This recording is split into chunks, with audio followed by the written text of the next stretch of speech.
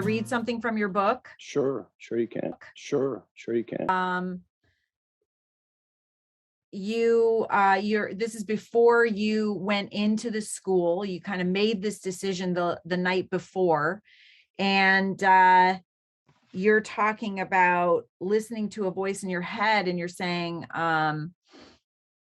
you heard a voice, and the voice whispered loudly, "You want real peace?"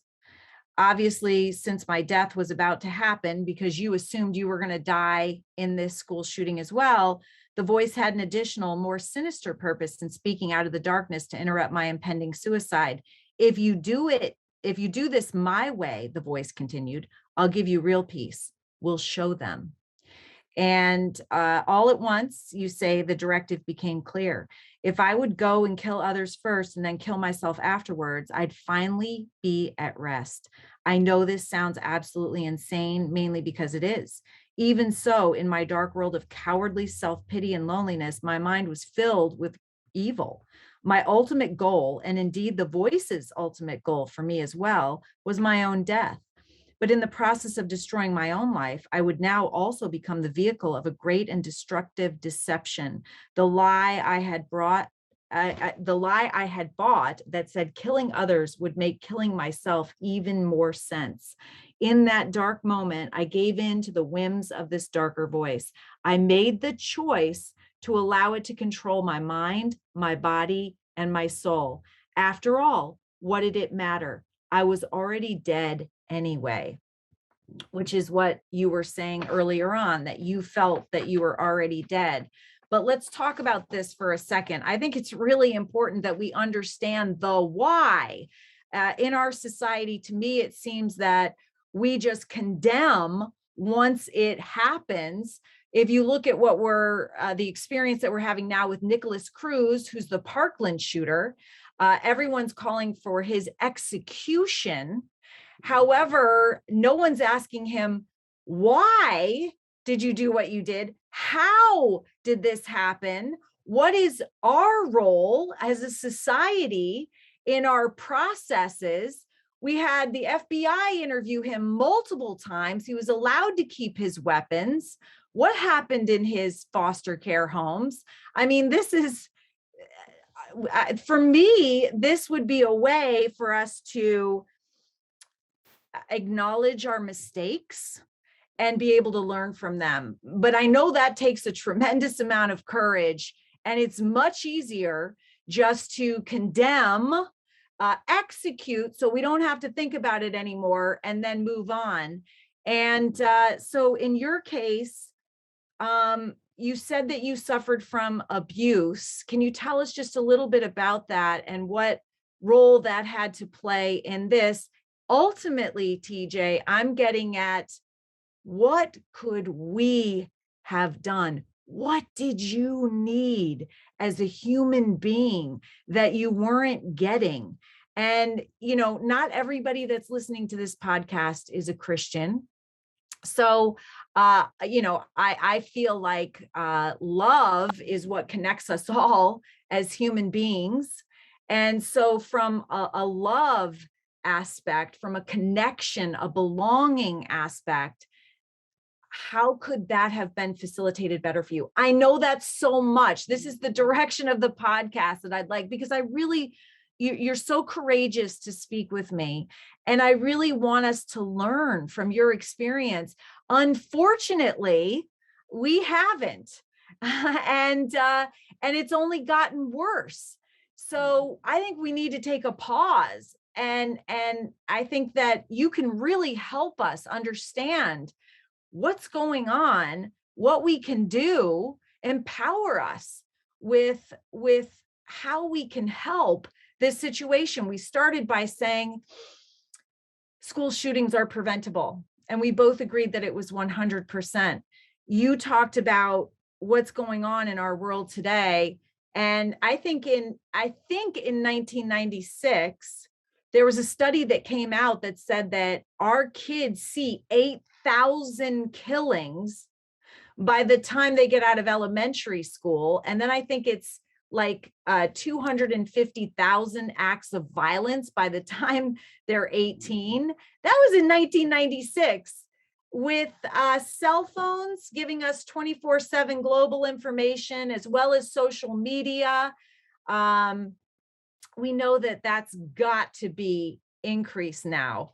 With our homicide rate last year increased by 30%, school shootings are now a normal. We expect them every week. Can you, with that being said, that's a lot. Can you take us back to the abuse piece and help us unravel what happened? You're right. You said there unfortunately there's lots of abuse and lots of children that are abused. And so not all of them turn into school shooters. So what happened to lead you to that point? So, wow. My situation began with the whole perception was suicide. And when I go speak at schools and churches, I let everyone know that, we have 165 children a day take their life in our country. So, The super pandemic of childhood oh, suicide, which has doubled in the last yes. decade, and kids are killing themselves now younger and younger. This is the super pandemic. hmm And between that and other, military PTSD suicides, I mean, this is a real clear and present danger that's happening right now. My situation was I was in a divorced home, mother remarried, stepfather situation. He was an alcoholic. Um, Environment was very toxic. It had it was kind of this emotional roller coaster and the cycle effect where things good and things are bad, and when things got bad, you knew where to run and hide, kind of thing. But I think again, so many kids are in that situation with alcoholics in the house that see their mother being beaten and they get beaten and see their brothers get beaten, and you just have this culture of fear because nobody will hear you. So my thing is listen more to these children who are hurting in the schools. Um, our schools are not should not be the location where a child is being disciplined or um, directed in their spiritual life or even cultivated to become something, a successful individual or totally broke down. If you go to anyone that has mental issues can always go to their past and pull out pain. You see, in my situation, in your situation, people who have been hurt can help people who have been hurt. Because you've been there, you've been through hell and back, basically. You've seen things that most people can't even imagine in their worst nightmare. So as the abuse continues, it becomes not normal. It just becomes you become callous to it. Your skin, and gets as thick as leather, and you're just caught up in the process of this is just the way life is. Deal with it. And then about 2 years before this happened in '82, they got divorced. Well, at that time, I was just this insecure. I was basically the bully, anything around me, because all I saw was abuse and how to beat women. And so I was just beating people up. And so it became a jealous, controlling, all these different things. And I wrote this thesis one time about um, an individual hiring a gardener to start his garden. And over time, uh, and the neighbor did the same thing with a different gardener. The one neighbor, his fruit came up and was rotten, and he had to throw it away. But the next door neighbor, his fruit was beautiful. Tomatoes were right. Everything was perfect. Well, what do we need to do? We need to change the gardener in our life. We Mm. need to put God and direct the hearts and minds and souls of children to give them some kind of perspective and vision that they do matter. And these kids, yeah, we, like you said earlier, the Adam Lanza, throw them away. It's their fault. Or the Parkland shooter, Cruz, execute him, and then the problem's solved. No, it's not solved, because guess what? Our culture is cultivating another Adam Lanza right now. So Many. what can we do? Oh yeah, oh yeah. Many. And so when I see a kid act out in this matter, in any situation, the schools can only do so much with the legalities of what they're allowed to do. Obviously, we have school boards that control that. We have governors that control the school boards, but we need to control what's happening at home first. You know what I'm saying? The red flags are in that house. If the kid has a lock on his door and the parents can't even go in the kid's room, that's a red flag. If everything on his phone is locked, the separation between the parent and the child, that's a huge red flag. The fact that we're not giving them foundation in a church environment to be able to support spiritually, to grow spiritually as well as physically, to become a young man with some kind of ethics, or to give them hope in the process, to know that there's more to this life than pain, so that when they encounter that pain, instead of lashing out, they know how to deal with it, how to cope with it, you know. But we can't look at every situation. You know what we do, TJ, at ChooSELove? We literally teach kids how to cope with difficulty in their lives. We teach them coping skills. We teach them how to learn from, grow through, and be strengthened by challenges and roadblocks. We teach them emotional intelligence, how to identify, label, manage, express our emotions. We literally teach these, they're called essential life skills, that we are not born with, that we have to learn. So in a situation like yours, in your home life, your parents didn't have these skills and tools. And that's because they probably didn't learn them from their parents, and they certainly didn't learn them at school. So they get to be adults without them, and then they pass down this dysfunction to the next generation. And so you're learning from them how to react to pain.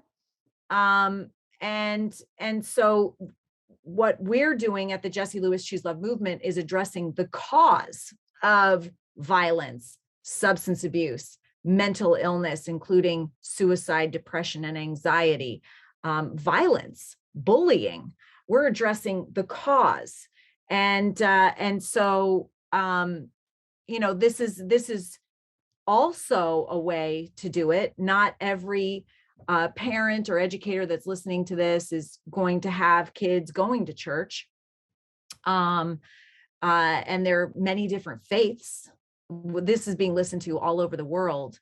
So this is another way of introducing love into a child's life, and enabling them, giving them the essential life skills to choose this in their lives. You didn't have the skills and tools to be able to choose that thoughtful response. You were reacting to the pain that you had, and as you said, lashing out. Mm-hmm. You know, in your book, you were talking about the process of how Lanza was banging on doors, let me in, you know, to certain locations in your book. That happened in '82 with this person right here. And what I'm trying to say is the first 10 to 15 minutes of any school shooting is the most dangerous, because the rage that walks in that school is not human. Okay. And what I mean by that is people are going to roll their eyes and say, here we go with the voices again. But I'm going to tell you something. There is a spiritual aspect that the culture is totally wiped out until we have these shootings. They say, now our thoughts and prayers are with the family. Okay, that's great. That's awesome. But guess what? Let's do something with the thoughts and prayers before the shooting happened. Exactly. We lean on prayer after a catastrophe, but we're scared to say anything before, because either you always follow the money. You're going to lose your job. You're going to lose your position. You're going to lose your friends, down the line like that. But let me say, that's exactly what Satan wants. He doesn't want to be in the process. He wants you to think that he doesn't even exist. So again, uh, we got to reach these kids before they even get to the point of wanting to take their own life, so they don't want to hurt others, and understand the value of life around them, and to feel love, to feel Yes. something, that they've lost all hope. And here we are, you could turn on the news right now and you're seeing nothing but pain, disagreements, and separation, even in our schools right now. And And it's that's a with sad, adults. sad situation. That's with adults. Yes, yes. And here's the Right. thing, instead of calling, now we're calling the Adam Lanzas and Cruz, let's just kill them, and the problem goes away. But now we're calling parents terrorists. Okay. Right. So if you're cutting off the child now at the feet by removing the parent, these children are going to grow up to be monsters. And until you put life and love back into their life, you're not going to see a productive situation. I mean, I have 2 children. I have 5 grandchildren, and I have a little 7-year-old girl, and I am so protective of this girl.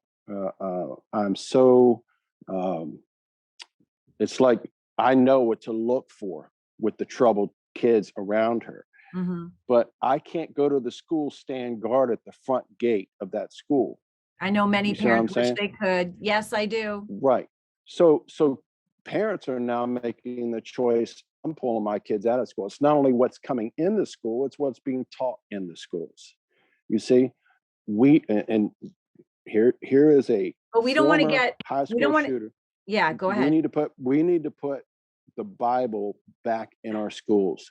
We need to open the Bible in our schools and make it a curriculum that is allowed, not by force, but by choice, to give these kids who are totally lost, looking for answers of the when, how, and why in their life, and give it back to Christ. We tried everything else. It's I time hear what to you're get back to saying. Jesus.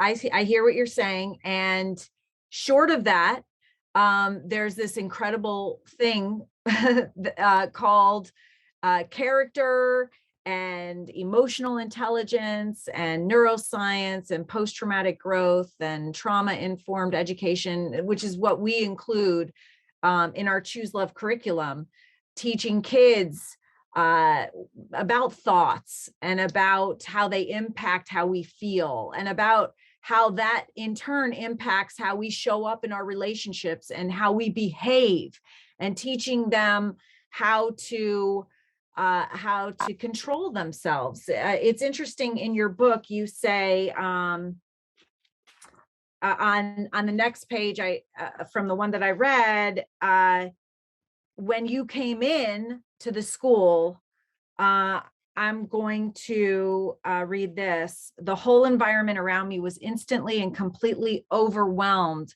by my presence, and this only emboldened me all the more.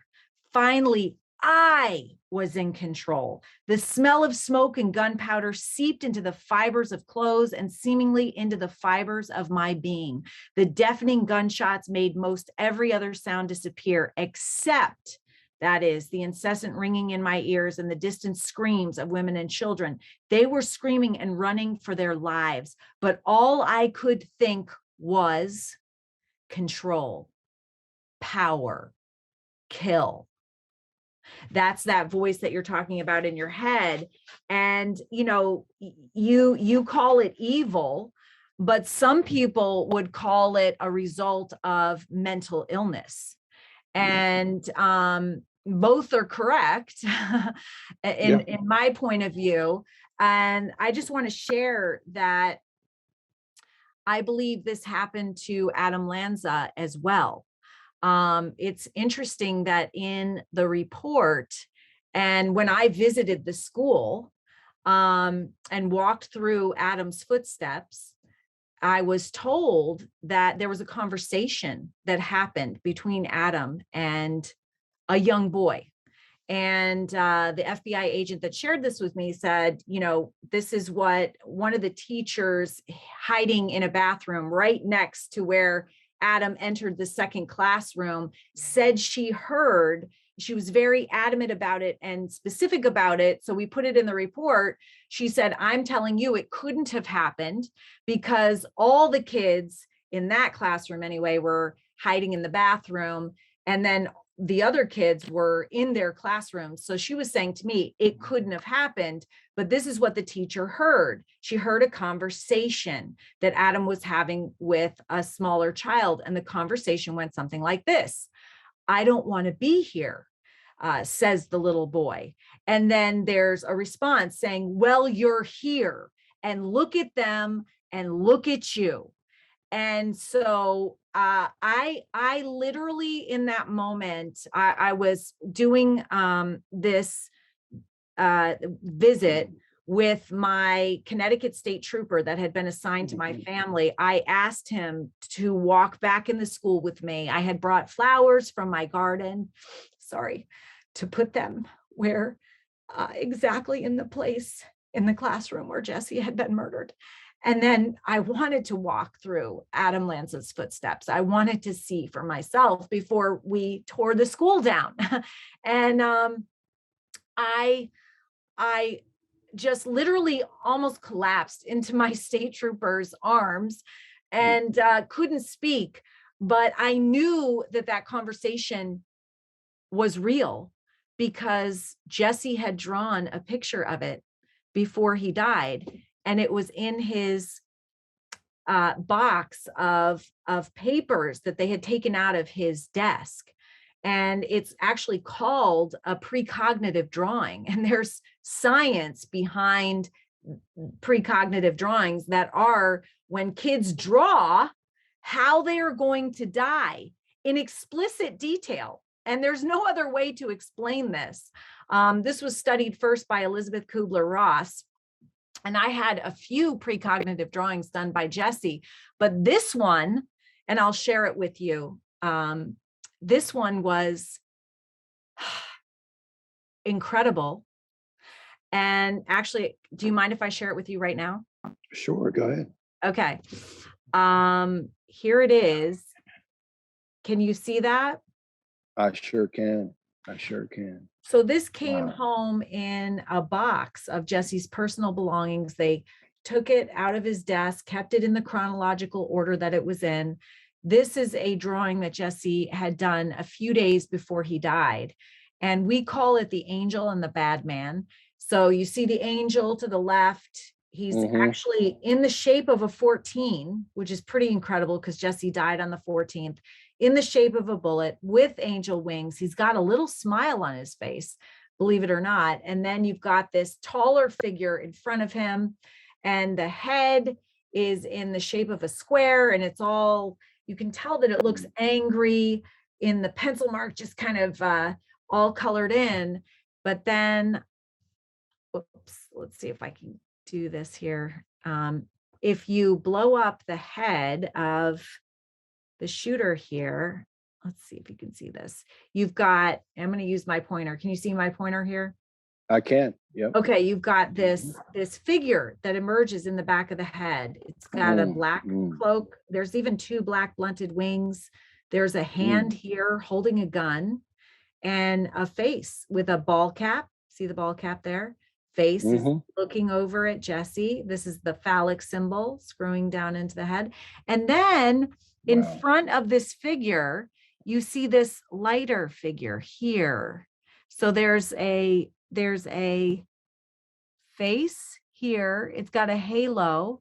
You've got almost like a biblical gown. You've got an arm coming down here. You've got an arm held out to the side. Can you see that?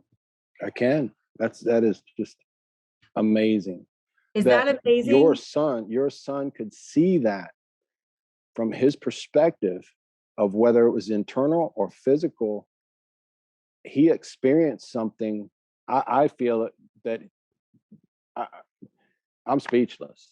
I mean, that is just amazing.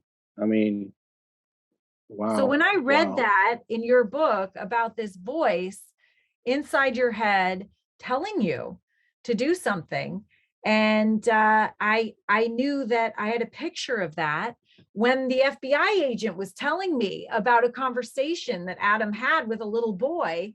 I knew I had a picture of it right here, and I'm so excited I get to show you that, because this is a field of science. It's called precognitive drawing, where kids draw how they're going to die. This is exactly how Jesse died, facing the shooter. He was the only one facing the shooter. And for him to have this representation of literally what was going on in Adam Lanza's head at that time was incredible. That is incredible. That is, I mean, it just makes me, you know, I think if we listen to our kids more, we can learn a whole lot.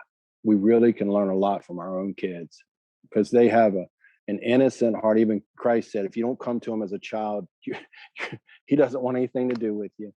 You got to have the heart of a child to understand truly what your son is drawing here, of what he saw. And I'm just, oh, that's amazing. It's amazing. I've shared them a few times with audiences, and I talk about them as the thoughts in Adam Lanza's head at the time. And there's the thought that we all have the negative, the angry, these rageful thoughts. All of us do. And then there's the kind, loving, caring, compassionate, connected thoughts. And in my mind, unless we have coping skills, unless we have essential life skills and we're taught how to make the choice. And by the way, given the awareness that there even is a choice, how do you know how to choose love from ultimately what is fear and hatred and anger? But I wanted you to know that this so resonated with me when you said that, because I thought, wow, that's the same thing that happened to Adam Lanza. He had that thought in his head, and it became a conversation, and someone heard it, and Jesse drew it. So it definitely happened. And it doesn't have to get to that point. To the point, you said it all started with suicide earlier on. And when you get to the point of thinking about killing yourself, and then you feel like you're already dead, so who cares? Everybody should go with you. And you want to put your pain on as many people as possible. It's safe to say that you are feeling hopeless. There's no hope. There's no hope of redemption. You use the word redemption in the byline for your book, which I thought was really interesting. I love words. And so you use that word, and I looked it up, and the definition has two definitions. One is the action of being saved from sin, error, or evil. And then the second one was the action of regaining or gaining possession of something in exchange for payment or clearing a debt. That seems perfect. But at the time that you did this, you were hopeless. And Molly Hudgens, who is a school counselor and wrote a book called Saving Sycamore, where she had a child that came into her office as a counselor with a gun, with the intention of committing a mass murder in his school. And she prevented that. And she was giving a talk that I heard, and she said, there is one word that can prevent all school shootings. And I was on the edge of my seat. She said they're 100% preventable. I've never heard anyone else say that. And she said they're 100% preventable with one word. And I'm thinking, I know the word. And that word is I thought it would be love, but she said hope. And this so resonates with me when you're saying, you're talking about suicide. You had no hope. And can you talk a little bit about that? Yeah. So the purpose of me writing that book was not to write a book. And some people don't understand that. Well, why did you write the book? Well, it was actually a therapy for myself, because my pastor confronted me one night in the back of a church, and the speaker didn't show up, and he said, "Hey, can you give your testimony?" He didn't know anything about me, and it really brought a lot of feelings and emotions to the surface. And I said, "There's children out there. I'm not telling my story," that sort of thing.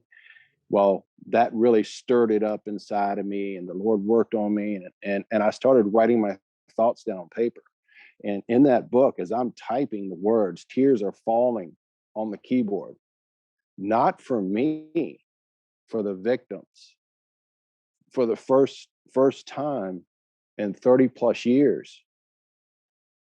I mean, I went to prison, I served my time, but until I started writing out my thoughts, that pain of what I did to others came to surface and smelled like that stink when you stir up a sump pump after it's been setting for 6 years. Mm. And it confronted what I really had done to these people, and the hell they've been going through their entire life until now. Because mentally abusing someone in that matter could, they would take it to their grave. But as you see in the book, a lot of the people actually supported me through the process because they saw something in me, talking about that guidance counselor that wouldn't leave me in the office kind of thing. But so it was a healing process. I did not intend to write a book, but the idea of writing the book was not to entertain anyone, not to educate anyone.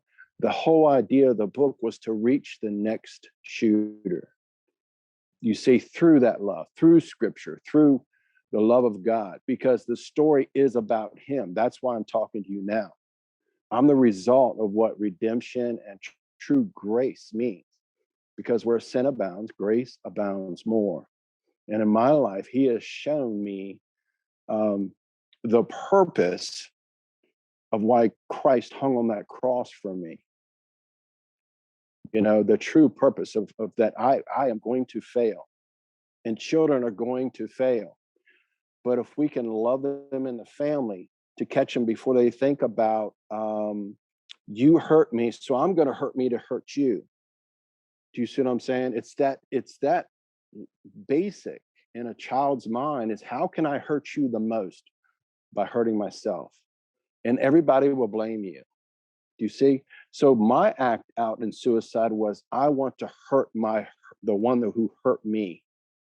I want to destroy his career. I want to destroy his life. It was all about me and my feelings and how I wanted someone to feel the pain I was feeling. You see what I'm saying? The abuser, if you will. And to be able to, at 18, to be able to cultivate that without discipline. In my situation, I did not have that discipline. I think they need some skills and tools so they don't get to the point where they are focused on revenge, which is what you're talking about, focused on that anger takes over and impacts how they feel, impacts what they do, how they can manage that anger and turn it into something that is productive and positive rather than allowing it to destroy them. We can learn how to do that. And I think that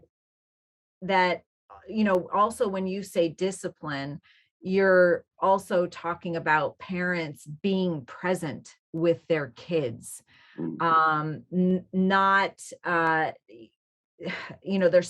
was a single parent. And so I spent the majority of my time during the week at work and commuting.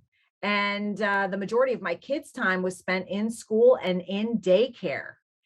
And so parents, even parents that then come home, some of them are focused on making dinner and then getting kids to bed and then getting them up in the morning and all that stuff we have to do. We also have to be present with them and talk with them and look in their eyes and show them that we care, love them. And if we don't, then time just goes on and these kids get even more and more disconnected. I think that's a really big piece as well. I practiced connection. I practiced being present with my kids, which I say almost every day is the key to living your life with the fewest regrets, is being present with the ones that you love. But you growing up, you didn't have parents that were present for you. You had this experience of abuse. You weren't getting help, so you were kind of left to your own devices. Mm-hmm. And there's a big difference between disciplining in beatings and disciplining in love. You see what I'm Yes. saying? It's the heart of the person who's doing the disciplining. It's going to hurt me more than it does you kind of mentality. That's what these kids need. As they get older, you're like, well, he's too old to whip. All I can do is take away his phone, take away his TV, take away this.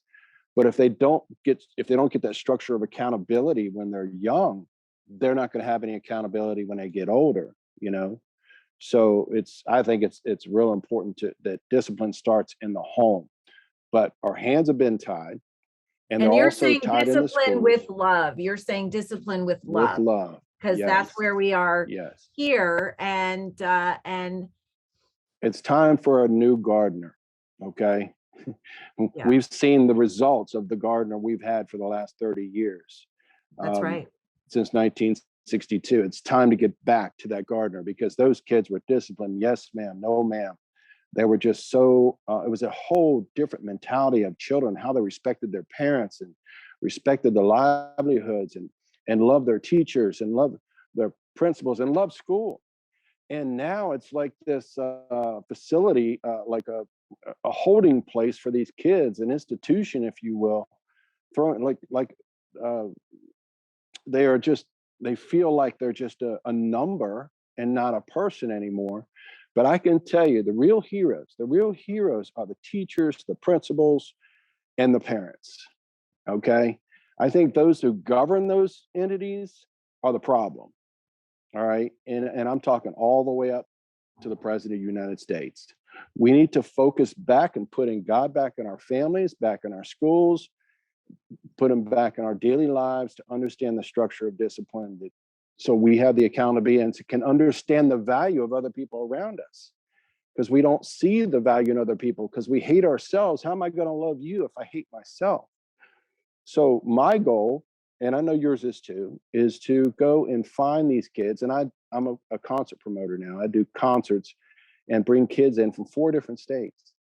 And I just facilitate the situation. I don't get up and speak or anything. The artists come in from Nashville, they're all major artists on Christian radio now, and they connect with them. And seeing them give their hearts to Christ, it defines why I'm still alive.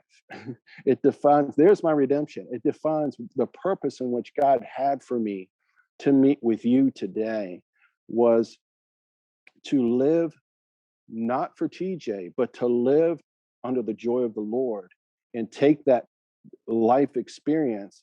As the Lord says, those who keep their life shall lose it, but those who lose their life for my name's sake shall find it. I have found the life Christ has chosen for me beyond the pain, beyond the hurt, beyond all of the death involved in my life, of wanting death, wanting to be dead. And he's given me a whole new, like a new creation in me, a whole new purpose of existing. And that's what we need in our culture today, true revival in our children. We've seen it across from Australia to all over the world, Netherlands, everywhere it's happening. But if we can facilitate that and put that in our schools, so these kids have a directive out, they have that tough love. And I'm talking about a coach, a youth director, a youth pastor, where they can connect with somebody outside of their circle of pain. You see, They have to know that someone cares. And you know, Yes. if we bring it back to the present moment, where I think it's illegal to have God in public schools. You've got public schools that have lots of people from different religions and non-religions that are all there. And one thing I think that we can all agree on is that love is absolutely necessary, and the ability to be Absolutely. able to choose love in our lives, that's necessary. And so I am interested in how so many school shooters wind up dead. Adam Lanza killed himself, or like Nicholas Cruz. Nicholas Cruz has just admitted guilt in the courtroom, and now some people are calling for his execution.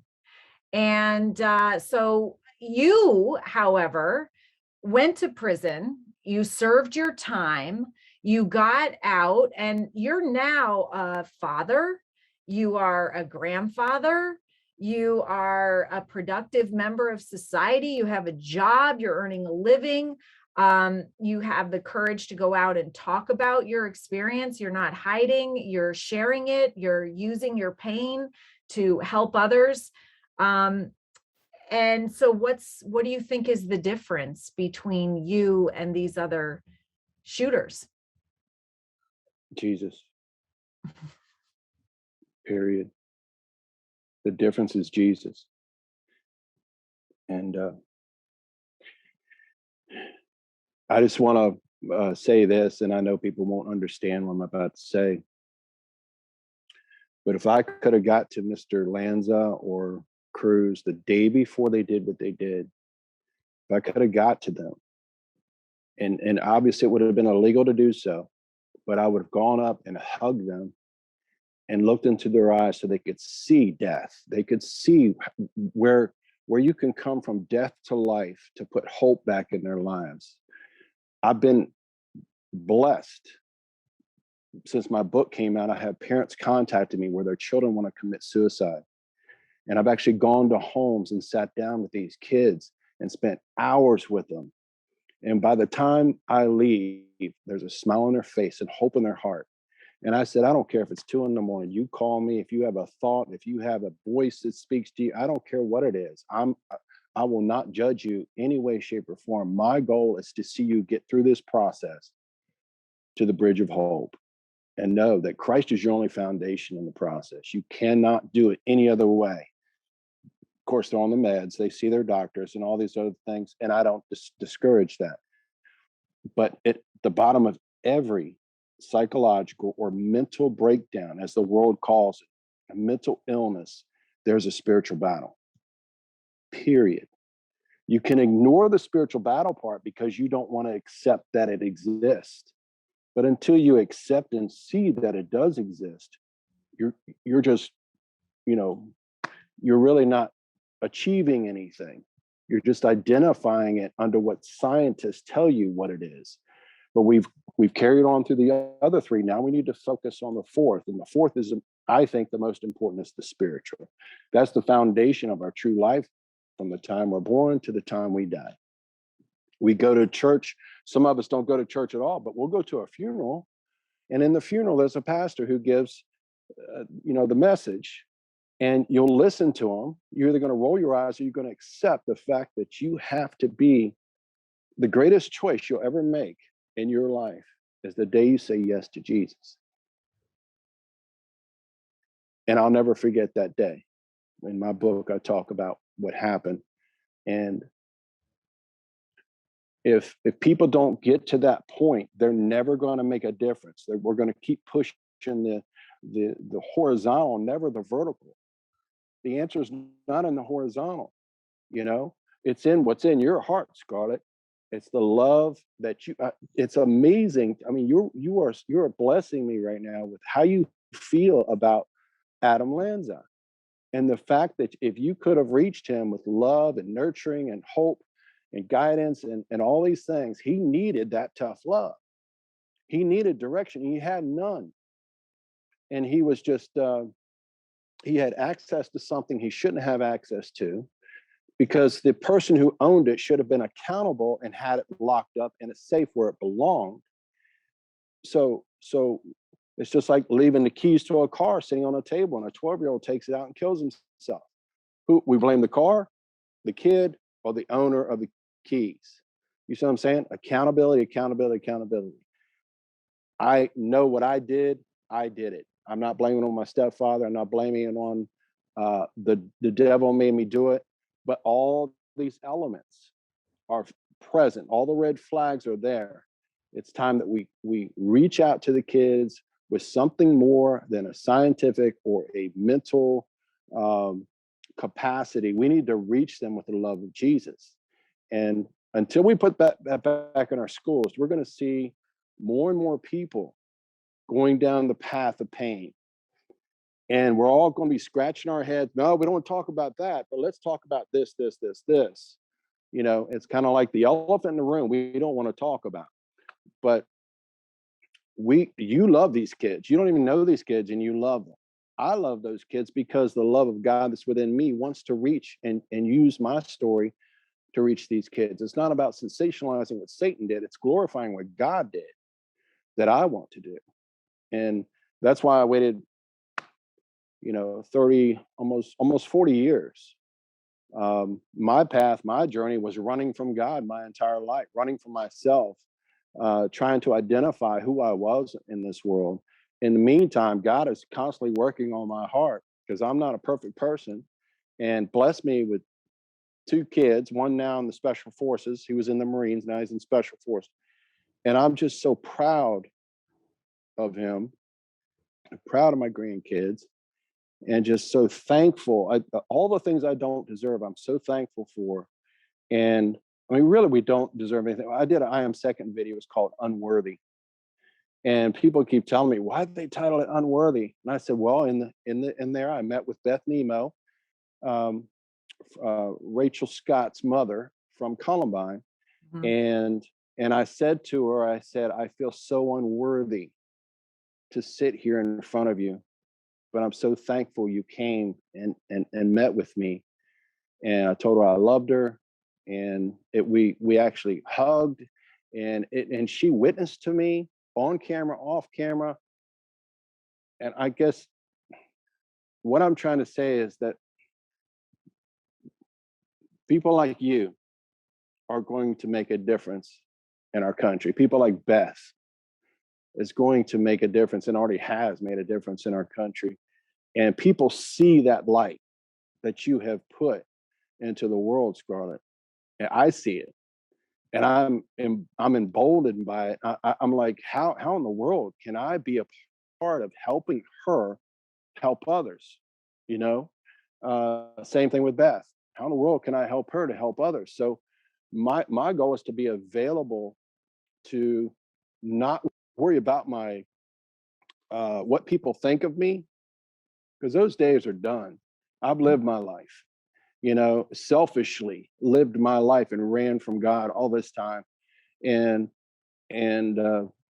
I now am just making a full-time effort to reach the lost without judging them, but reach them with love, kindness, direction, and discipline through my life, to let them understand, I see you.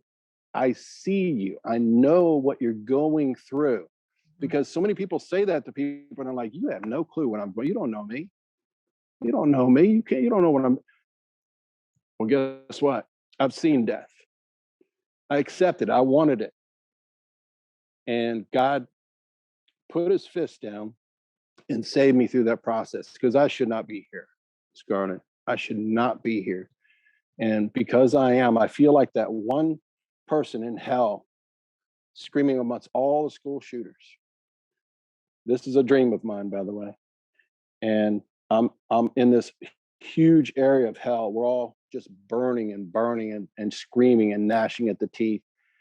And God's looking down, and he's weeping at all these kids. And I'm looking up, and we're all screaming. And he said he's going to choose one to go back and tell them what I've done for you.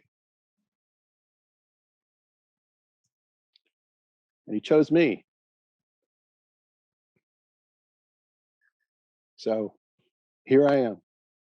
And, thank you for that. And it's beautiful. And we certainly, I encourage people to have the courage to open their hearts and their minds to learning from you and others that have been through it, what we can do to make the world a safer, more peaceful and loving place. In your book, Once a Shooter, you beautifully are able to articulate your accountability. You take responsibility. You show tremendous remorse almost on every page. So those who are out there blaming and writing you off, I think that we all make mistakes, not to that degree, but we all make mistakes. And there were mistakes that were made in your situation as well that were beyond you. And these are things that we need to fix in our society. We need to learn from the mistakes that we make and fix them. We haven't been able to yet. And the environment that we're raising the kids in is actually worse. We're not doing a better job of modeling these social and emotional skills, tools, and attitudes. All you have to do is read the news, and you can see that bullying, bad behavior, hatred, blame that is rampant throughout our news stories. And you, however, have taken responsibility, and you are using your pain. This is what I started in the beginning by saying, this is why we're on earth, I believe, is to take what's happened to us, the good and bad. But a lot of times we're shaped and molded through the difficulty in our lives and use it to help other people. And I'm trying to do that. I know you're doing that. And I also know that forgiveness is a big part of what you talk about. Jesse, as you know, because you read my book called Nurturing Healing Love, left this chalkboard message in our kitchen before he died. He wrote 3 words, nurturing healing love, phonetically spelled because he was in first grade and just learning how to write. Those 3 words are in the definition of compassion across all cultures. And they also form our powerful formula for being able to thoughtfully respond with love in any situation, circumstance, or interaction. So in other words, the ability to take your personal power back, bring your locus of control back inside you so that you can make the choice in how you respond, and you can choose love in that choice. And nurturing means loving kindness and gratitude. Healing literally means forgiveness, and love is compassion in action. Of course, all of these take courage. And can you talk to us a little bit about the forgiveness process that you went through? I'll just say really quickly, when people heard that I wanted to put forgiveness in our programming, all the adults said that's way too lofty a topic to teach to kids. They'll never understand it. And what's happened is that it's kids' favorite character value, regardless of age, because they call it a superpower. I'm using air quotes right now. And they say it feels so good to let it go. And so in other words, it was us big kids that didn't really understand forgiveness. Kids get it and they want to use it. We have to learn. So can you kind of walk us through what that looked like for you? Well, the problem for me was forgiving myself. Mhm. I could never forgive myself for what I did. Many nightmares through my life of thinking about the victims. And I have to tell you, in the book, this is actually in the book, I was speaking at this one church and telling my testimony. Well, after the first service, it was 2 services, this girl about 18 walks up. This just happened several years ago. And she said, I know your story. I've heard the whole thing. And I'm looking at her like, I mean, my book hadn't even really been out there too long. And she said, because my mom was in the school with you, and she's standing right behind me. And I looked at her, first time I ever had to face someone who is actually a hostage for 21 hours in the school. And she stepped over, and her mother looked at me, didn't say a word. She looked at me. She walked up and she said, "Thank you." And I said, I was speechless. She said, "I have been a youth pastor. I just felt like I wasn't making a difference.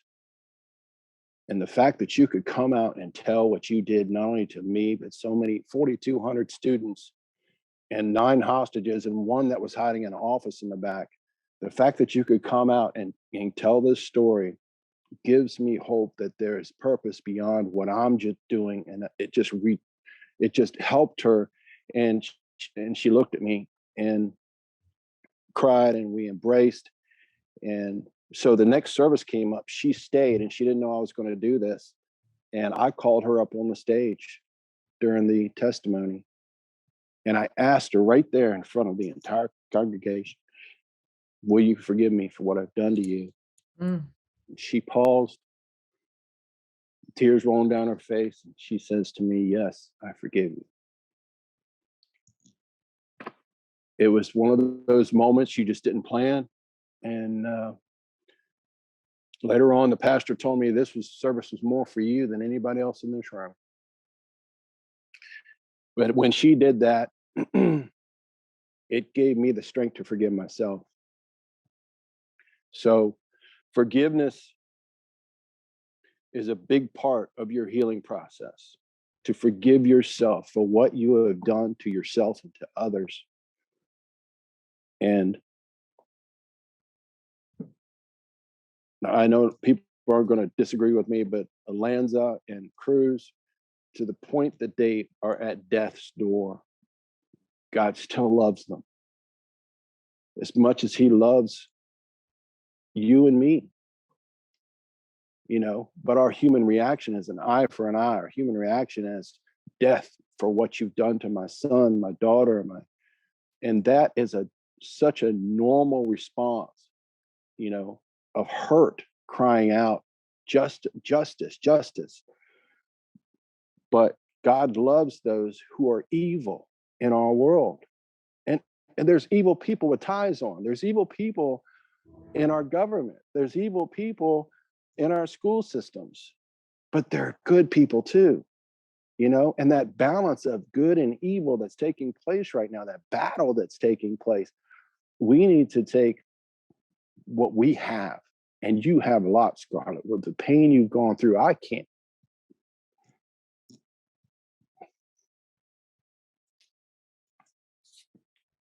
Okay. I can't imagine. And I'm sorry.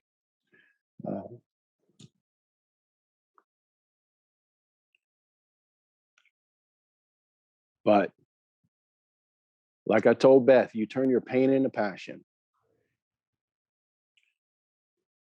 And that's why when you stand before God, God's going to say, "Well done, my faithful servant," and show you the thousands upon thousands of people that you reached because of your pain.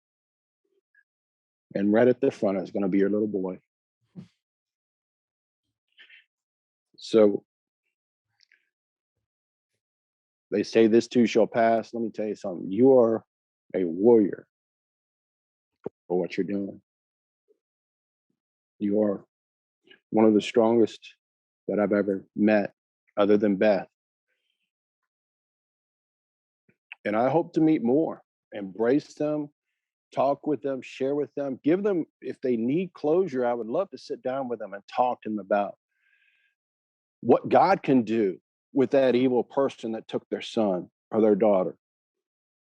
But that person chose not to go that path. They chose death, the coward's way out, as I did. So I don't deserve any more. I don't think I'm any less evil than Alanza. because the intention of the heart, as a man thinketh, so is he. The intention of the heart is already, the murder is already done before you even pull the trigger, you know? And we have to cry out to God. The spiritual battle begins within ourselves. So just want to say thank you for meeting with me. It is something I'll take to my grave. Mhm. And standing before God, thank you for bringing Scarlett to me, Lord. Um, Beth, um, it is part of my healing process to meet people who have been affected by this cowardice act of what I've done and so many others have done. And I understand the world has a justice system and has to fulfill it. I understand that. But I think we are above that. We can see beyond the world judgment. We can see how can we reach that kid before he gets to that point, before it hurts, before they create another Scarlett Lewis and a Beth Nima. How can we save that parent from going through that hell? You see what I'm saying? And finding those kids who are broken, you know, And and it's giving not them that just hope. it's not just identifying the kids that are broken, Mhm. which is really important, and schools play a huge part in doing that.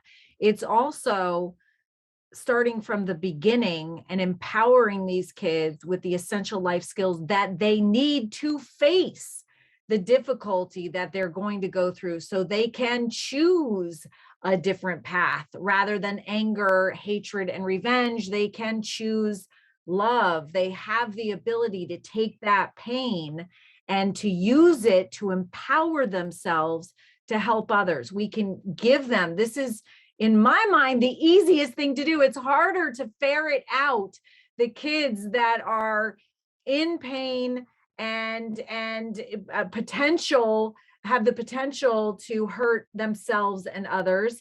Why don't we fix the problem before it Yeah. happens by empowering our kids, Amen. giving them the ability Mhm. to manage their emotions, giving them coping skills? We A- know nobody gets through this life without pain and suffering. No one does. We know that these kids are going to face difficulty, challenges, roadblocks, pain. We know it. And we have to equip them with what they need in order to be strengthened by it, because it's a possibility. It's called post-traumatic growth. Nobody talks about it. When I started, nobody had ever heard of it, even though, even not nobody, there were decades of research on it.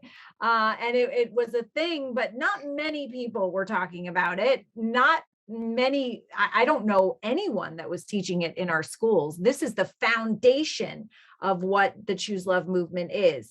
It is teaching post-traumatic growth, teaching how to take the difficulty in your life and use it to, so that it not only benefits you, but it benefits others. And through the Amen. ripple effect makes a safer, more peaceful and loving world. And I think we're going to have to change the way that we think. We're going to have to go from blaming, finger pointing, fault finding, and then dismissing our kids or young adults that are out there that are so hurt that they're hurting themselves and others. And we're going to have to give them the skills and tools to be able to manage that. I don't know any other way. And you're shaking your head, you're nodding your head, excuse me, in Well, agreement. I'm thinking if there's any position or location or ministry that you need help or need me to be a part of, I would be so open to that, to be a part of that process.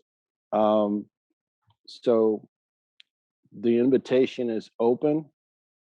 Um, and I can tell you, I'm led by the Holy Spirit. I'm not of any religion. Only thing I have is a relationship with Christ. So, and I just love people who are hurting, and I love people who are not hurting.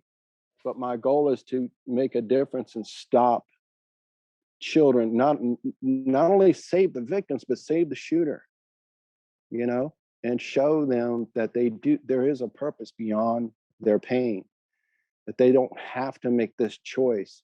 You know, the person they kill is like a teacher or something would be the one who would die for them Mhm. in the process. These Mhm. teachers are heroes, I you agree. know, in our schools. I totally agree. And I they, call them they, our they would, modern day superheroes. it's just, they don't get enough credit. They don't I get enough agree. credit. And there's even police department and just people that are protecting us as a society. Yes. There are good people that love their community and that want to make a difference in, obviously they're fulfilling their jobs, but they want to see that child get to school safely and get home safely. And so I would highly recommend they start putting more security in our schools. I would highly recommend that they would legislate and put protections in our schools to, you know, even metal detectors in our school. I mean, we put that kind of security in the hospital and the bank and all these other places, but we won't do it in our schools. You know what, So TJ? They have focused on the attack end of the pathway to violence for so long. Sandy Hook had all the modern technology available at the time for school safety. And that's a very reactionary type of thing. And I'm all sure. for school safety, but that does not address the cause of why a former student or a student wants to come in and murder people. You know, that to me, addressing the culture of the school, that and providing these essential life skills to me is more important.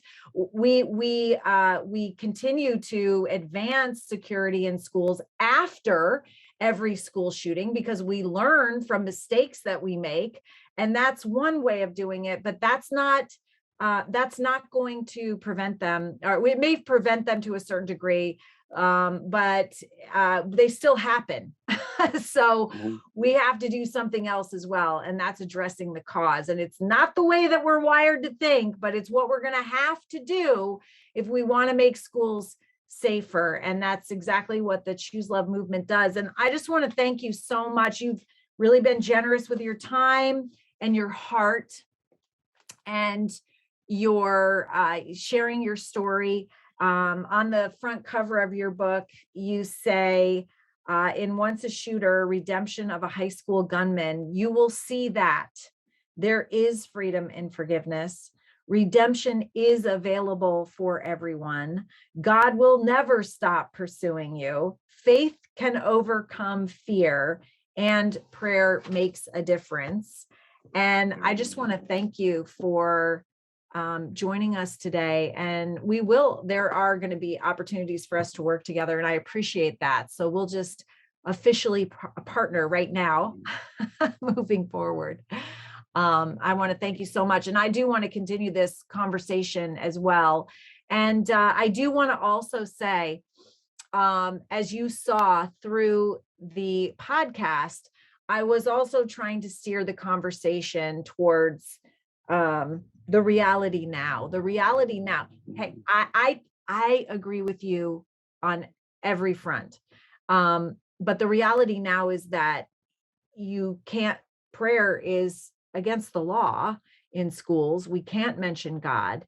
So, you know, with me going in, being respectful of all religions and non-religions, if we could, you know, since that's not in our public school system now, how can we bring love into the school and teach these essential life skills? I firmly believe, and tell me if you think I'm right, TJ, that if you had been taught how to manage your emotions, if you had been taught post-traumatic growth, literally how to take the difficulty that happened in your life, to be able to face it, the courage to face it, and then shown how to manage those difficult emotions and perhaps been given an outlet in a positive and productive way, because emotions are energy in motion,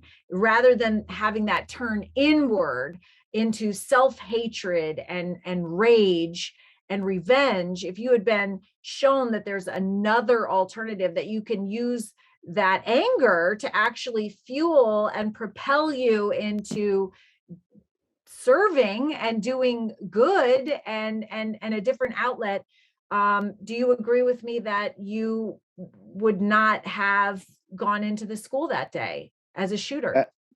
Absolutely. And there's so many ministries like the Upward Sports Ministry that children get involved in. I think we need to be proactive instead of reactive. So we're reacting to laws that are in place right now, not allowing this in our schools. So we need to go after the legislators, and I believe a lot of them already know this, but obviously God can do the impossible. We can't. He can do it though. And so I believe that if we present ourselves to legislators to understand, you've tried everything else, and like you said, the security, the guards, the metal detectors, stuff like that, that's not curing the issue or the problem. It's the gardener. We've got to change the gardener. Yeah, I love that. I love that. Well, thank you thoroughly so enjoyed your much. book, by the way. Ah, I loved your book. Loved it. thank you. Told my wife, I said, honey, you got to read this. I got the audio book too. I love that. Oh, let me show you what we're doing right now. This was also literally on my heart from the very beginning. This is something that I knew that I had to do. It's something that comes through me, not from me.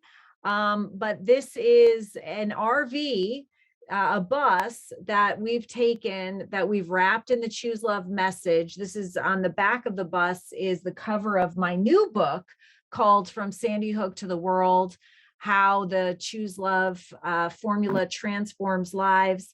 And we're literally taking it on the road. Right now, we're going throughout New Hampshire, and then we're going nationwide, all the way to the West Coast, to literally bring an experiential experience where kids can literally practice these skills and tools and see them live in action, so they can not only experience the power of them and how they make them feel, but also relate them to things that are going on in their own life. And so it's just, we've had 3 stops now, and it's just a tremendous success. And I'm so excited to take this on the road. And I just wanted to share that with you. This is awesome, but promise me if you ever come through the Shenandoah Valley region that you'll stop by our church and give your testimony. Well, that we will do that. That you will be one of our stops. That's great. Thank you. Yes, absolutely. We'd love to have you. Thank you. Love to have you. Well, thank you so much, TJ. Thank you for sharing your heart and your spirit with us today. We're better for it, and better for you being in this world. So thank you for that. And I look forward to speaking with you again and staying connected. Absolutely. Absolutely. And so say there's somebody that's listening to this, and it's the parent of a troubled child that is thinking about suicide, or so angry that I've had a lot of parents say to me, I think my child could be the next shooter.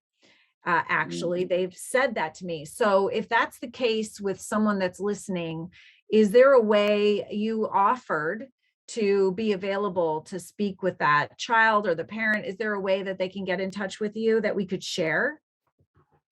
Yeah, you could go to onceashooter.com. Okay. There's that's through the publisher. Okay. Also, you can go on Facebook, just look up TJ Stevens, Once a Shooter, and there's a Facebook page set up there for that. Okay. With contact information on there as well. Okay, great. And yeah, that's probably the best way to get in touch with me. Okay, way. Great. Awesome. Well, thank you so much. Thank you. And we will definitely be in touch. All right. And God bless, and take care. Thank you. All right. Bye-bye. Bye-bye. Hey, hey, oh. It's all part of us. We can all choose love. It'll lift you up if you let it in. Let the healing begin. Thanks for listening to the ChooSELove podcast. Our positive, empowering messaging is reaching millions of people all over the planet. Join the worldwide movement to choose love. Our programming is in over 10,000 schools, homes, and communities across the country, in every state and over 112 countries and counting.